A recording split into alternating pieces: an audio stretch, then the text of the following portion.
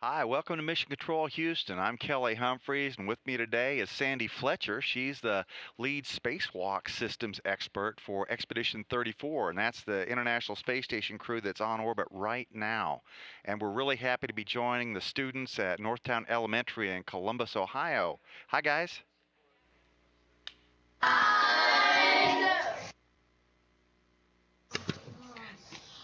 What is it like to live in space? Well, I'm actually a flight controller and trainer, so I get to talk to the astronauts, and what they tell me is it's a lot of fun because they get to float around the space station and pretend to fly like Superman. And they also get to play with their food, which is not encouraged when you're on the ground, but it's okay when you're an astronaut on board the International Space Station. But they do a lot of experiments, and they also have to do exercise 2 hours a day to make sure that their bones and their muscle mass is still strong when they come back to the Earth. Go ahead, Ann. What is it? Our astronauts. What is to live in space? Are astronauts still going into space is her question. Oh, yes, they certainly are. Some people believe that because the space shuttle system was retired last year that we aren't flying astronauts anymore. But we actually have two NASA astronauts on board right now. That's Kevin Ford and Tom Marshburn, and a Canadian astronaut, Chris Hadfield, who will be the commander of the International Space Station in I think 2 months or so. And there are 3 Russian crew members on board. And we've had people on board space station for about 11 years now, continuously on orbit, which is quite an achievement. How can I join the space program?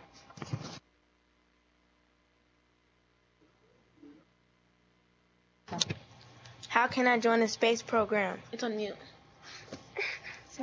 Well, there's quite a number of different ways, actually. The civil servant jobs and astronaut jobs are actually posted online through the various websites.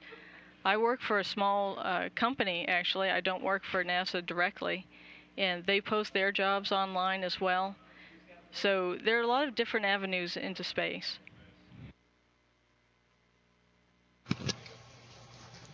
What does it take to be a mission control specialist? Well, I'm fairly unique in that I actually have a physics background. Most of the colleagues that are flight controllers and trainers along with me have various engineering backgrounds, whether that's aeronautical engineering or mechanical engineering.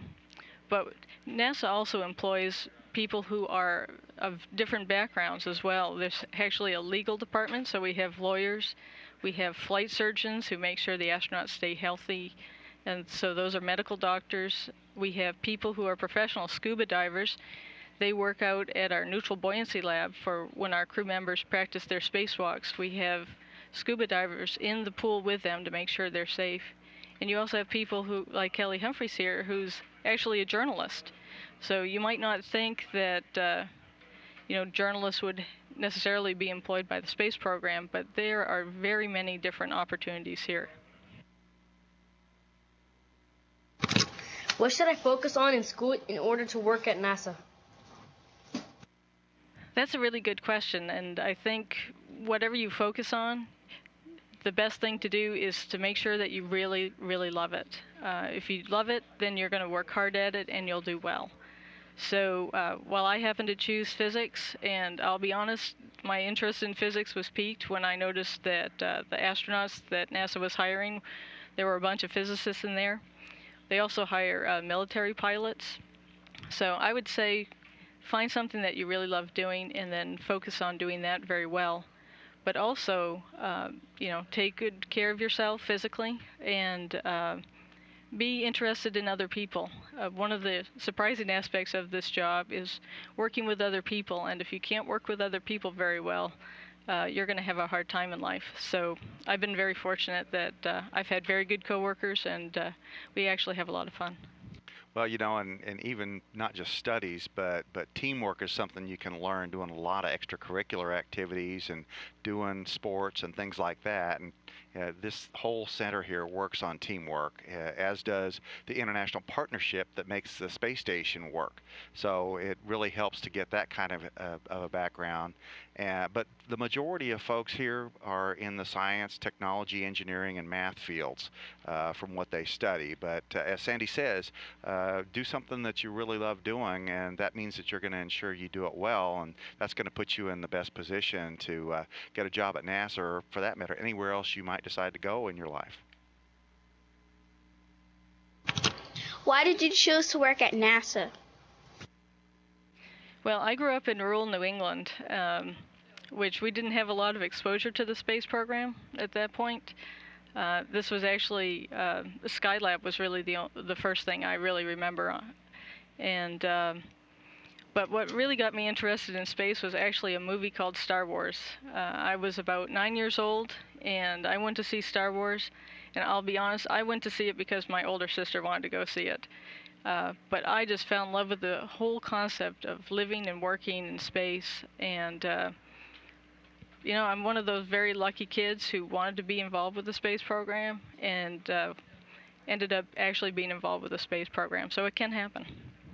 And I ended up getting to stay home from kindergarten to watch Alan Shepard launch. My mom was a big space fan way back. I'm a little older than Sandy, when we first started flying humans in space. And Alan Shepard was the first American to get launched into space. And I got to stay home from kindergarten to watch that, and I've been a space fan ever since then.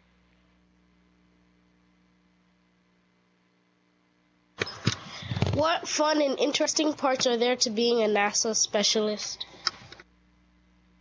I'll be honest, it is really cool to be involved with the space program.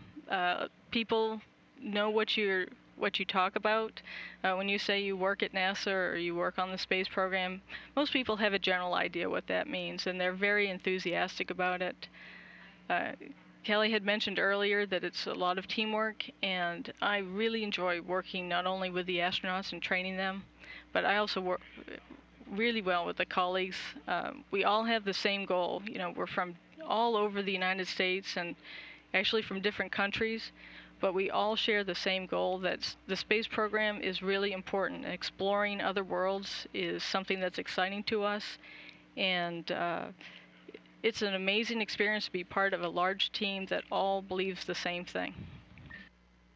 Well, and we got to admit, it's pretty cool working in mission control, where everything comes together. And it's also really neat to be able to go out and see launches and things like that, and to get out with our colleagues at the laboratories that help develop these systems and technology that we do. We were talking earlier about how astronauts get to the space station, and right now all the Americans, and everybody for that matter, is flying up on Russian Soyuz spacecraft. And it's kind of interesting because we used to be in a Cold War with what was then the Soviet Union, and now it's the Russian Federal Space Agency that we work with. And so that's how we get folks up and down to space right now. But NASA also is working on new spacecraft. We're working on the Orion spacecraft, which is designed to take us farther than we've ever gone in space, way past the moon, out to asteroids and Mars and elsewhere. And people in Marshall Space Flight Center in Huntsville, Alabama, are developing a new space launch system rocket that'll carry tons and tons of cargo into space at once, and working together here with Johnson Space Center with the folks developing the Orion capsule. So there's all kinds of things coming up in addition to what we're doing now on the International Space Station. But this space station is kind of like the learning place where we are learning what it takes to live for a long time in the microgravity environment. It has all kinds of effects on our bodies and on how physics work, on how different mechanisms work. And so it's really important for us to learn what we're doing now. But the real goal is to go even farther out there so that we can help spread humanity throughout the solar system. And that's actually where you guys come in, because we're working on the space program right now.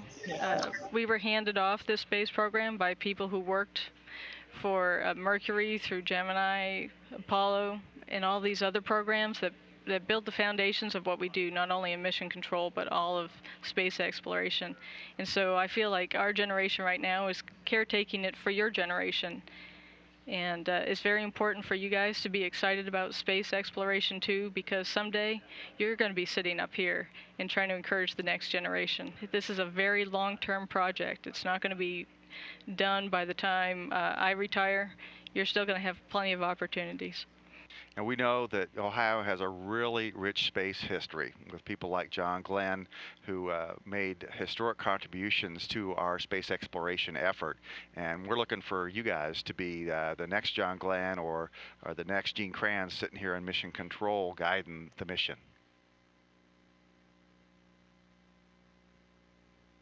Thank you. That was our questions. Well, thank you guys for being with us today. We hope you learn a lot about space exploration in your studies and that you go on to do great things, whatever you choose to do. Take care, guys, and thanks for your great questions.